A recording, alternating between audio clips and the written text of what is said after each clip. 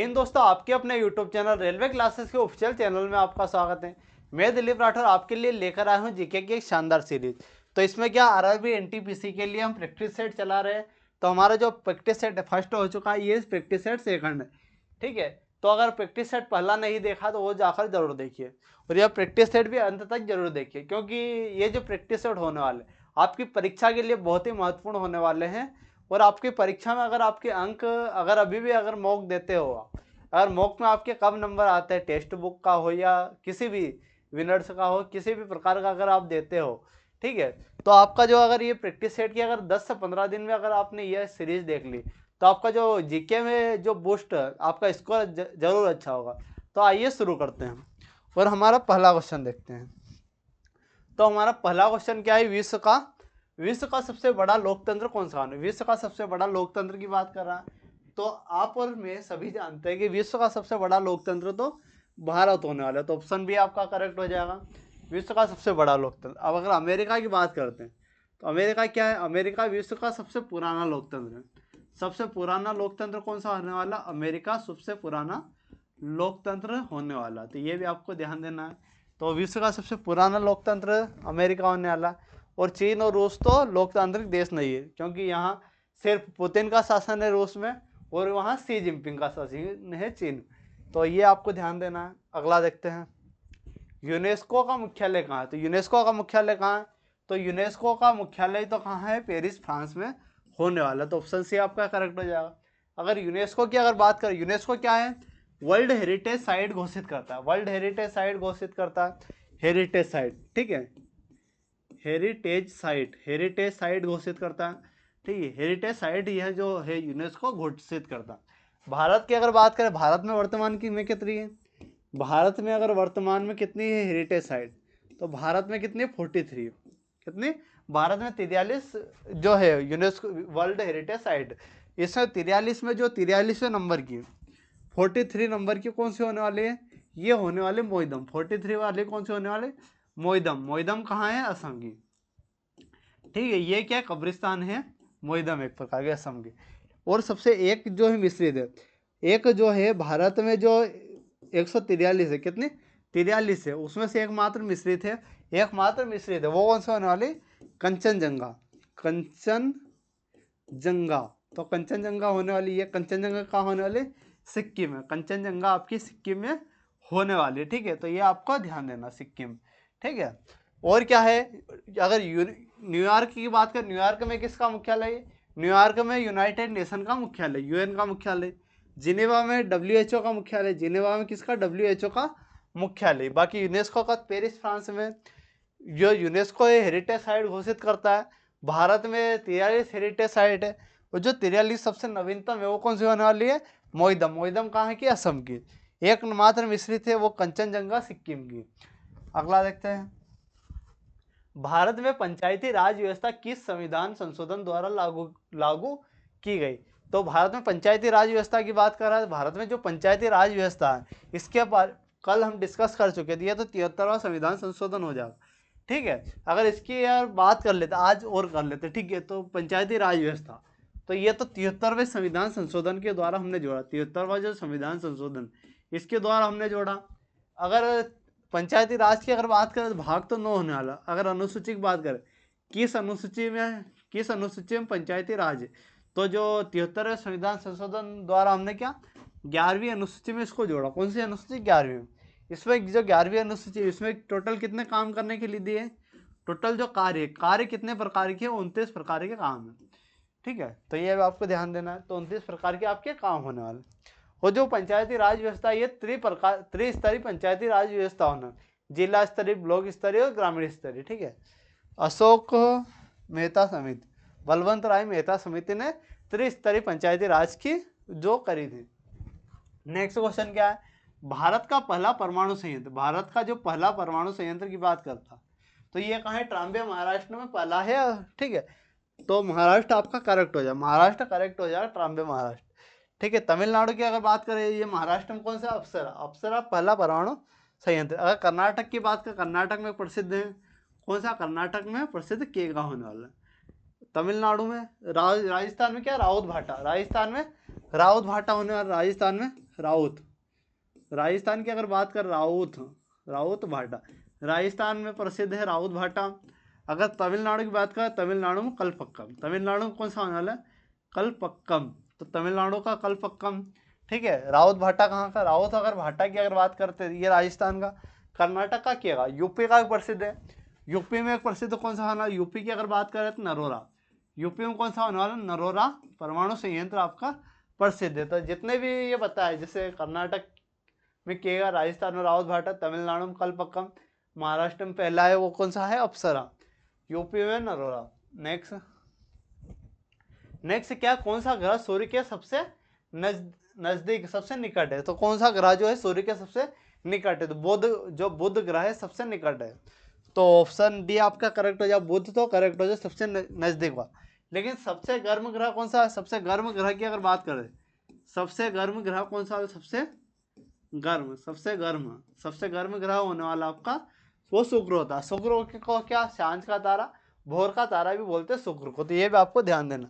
पृथ्वी पर एकमात्र ऐसा ग्रह जिस पर जीवन संभव है। अगर मंगल ग्रह की बात करें, मंगल ग्रह को लाल ग्रह भी बोलते हैं, किसके कारण बोलते हैं, फेरस ऑक्साइड के कारण जो मंगल ग्रह है उसको लाल ग्रह बोलते हैं। नेक्स्ट क्वेश्चन देखते हैं, भारत के संविधान में कितने अनुच्छेद हैं, तो भारत के संविधान में टोटल कितने अनुच्छेद है, तो 395 अनुच्छेद है भारत के संविधान में। ठीक है, अगर भारत के संविधान की बात करें, भारत के संविधान के लिए क्या क्या महत्वपूर्ण बातें हैं वो देखते हैं। भारत का संविधान की अगर बात करें तो इसके जो पिता बोलते हैं प्रारूप समिति, इसमें एक प्रमुख समिति, प्रारूप समिति, कौन सी, प्रारूप समिति प्रमुख समिति थी, प्रारूप समिति। ठीक है, इसके हेड कौन से थे, इसके अध्यक्ष जो थे, अध्यक्ष थे डॉक्टर भीमराव अंबेडकर। ठीक है, डॉक्टर भीमराव अंबेडकर इसके प्रमुख अध्यक्ष थे। ठीक है, तो अध्यक्ष तो प्रारूप समिति के अध्यक्ष, इनको संविधान के पिता सभी बोलते हैं, आत्मा। ठीक है, और अगर संविधान की बात करें तो भाग कितने हैं संविधान में, अगर बात करें संविधान में भाग 22 होने वाले, कहीं कहीं आपको 25 भी देखने को मिलते हैं, तो वो अलग अलग कंडीशन पे होता है। ठीक है, तो उसका क्या, अगर सब क्लोज को भी अगर काउंट कर लेते हैं, जैसे भाग 4 में क्या है, भाग 4 में राज्य के नीति निर्देशक, अगर उसका 4 एज भी जोड़ ले तो उस प्रकार से 25 हो जाते हैं आपके। अगर अनुसूची की बात करें, अनुसूची कितनी है, अनुसूची आपकी है, अनुसूची कितनी होने वाली है, अनुसूची आपकी 12 अनुसूची होने वाली। मूल संविधान में कितनी अनुसूची थी, मूल संविधान में 8 अनुसूची। आर्टिकल कितने हैं, आर्टिकल तो 395 अनुच्छेद है। ठीक है, अगर इसके अलावा अगर बात करें संविधान में सबसे गहरा प्रभाव किसका है, तो भारत शासन अधिनियम जो 1935, सबसे गहरा प्रभाव इसी का पड़ा। नेक्स्ट क्वेश्चन देखते हैं, नेक्स्ट क्या, कौन सी नदी भारत में सबसे लंबी नदी, तो भारत में सबसे लंबी नदी कौन सी होने वाली है, तो भारत में जो सबसे लंबी नदी है वो गंगा नदी आपकी सबसे लंबी नदी होने वाली है। अगर गंगा और ब्रह्मपुत्र की बात करता हूँ तो दोनों के जो मुहान है जहाँ यहाँ मिलती है समुद्र में, तो वहाँ एक डेल्टा का निर्माण करती है, किसका, डेल्टा का निर्माण करती है। उस डेल्टा का क्या नाम है, उस डेल्टा का नाम है सुंदरवन डेल्टा, सुंदरवन। ठीक है, सुंदरवन डेल्टा होने वाला। ठीक है, और जो सुंदरवन डेल्टा है यह विश्व का सबसे बड़ा डेल्टा होने वाला। विश्व का सबसे बड़ा डेल्टा कौन सा होने वाला, सुंदरवन डेल्टा होने वाला, और सबसे खूबसूरत डेल्टा भी यही होने वाला। अगर गोदावरी की अगर बात करें, गोदावरी को क्या बोलते हैं, दक्षिण भारत की गंगा। गोदावरी जो नदी है उसको क्या बोलते हैं, दक्षिण भारत की गंगा बोलते हैं। दक्षिण भारत की गंगा किसको बोलते हैं, गोदावरी नदी को दक्षिण भारत की गंगा बोलते हैं। जो यमुना नदी है, यमुना नदी किसकी, यमुना नदी गंगा की सहायक नदी, और यमुना नदी की सहायक नदी चंबल है, प्रमुख नदी है चंबल, तो वो याद रखना। अगला, सती प्रथा को किसने समाप्त किया था, सती प्रथा की बात कर रहे हैं भाई, सती प्रथा का अंत किसने किया था, समाप्त किसने किया था, तो राजा राम मोहन राय ने सती प्रथा का अंत किया था। ठीक है, राजा राम मोहन राय, यहाँ भारतीय की बात हो रही तो वो कौन थे, राजा राम मोहन राय होने वाला। नेक्स्ट है, नालंदा विश्वविद्यालय किसके शासनकाल में प्रसिद्ध हुआ, नालंदा जो विश्वविद्यालय किसके शासनकाल में प्रसिद्ध हुआ, तो ये जो प्रसिद्ध हुआ ये हुआ समुद्रगुप्त के। ठीक है, तो प्रसिद्धि तो समुद्रगुप्त काल में मिली, लेकिन इसका निर्माण, अगर निर्माण किसने करवाया था, अगर इसके निर्माण की अगर बात करते हैं नालंदा विश्वविद्यालय के निर्माण की, तो निर्माण कुमार गुप्त ने करवाया था। ठीक है, कुमार गुप्त, नालंदा विश्वविद्यालय की जो निर्माण है वो कुमार गुप्त ने किया था, लेकिन प्रसिद्धि समुद्रगुप्त के काल में मिली थी। नेक्स्ट, भारत रत्न पुरस्कार कब प्रारंभ हुआ? तो भारत रत्न पुरस्कार कब प्रारंभ हुआ? तो 1954 में भारत रत्न पुरस्कार हमारा प्रारंभ हुआ। इस समय किनको मिला था? तो डॉक्टर सर्वपल्ली राधाकृष्ण वेंकटरमन इनको मिला था। ठीक है। नेक्स्ट क्या, दादा भाई नौरोजी को किस नाम से जाना जाता है? तो दादा भाई नौरोजी को किस नाम से जाना जाता?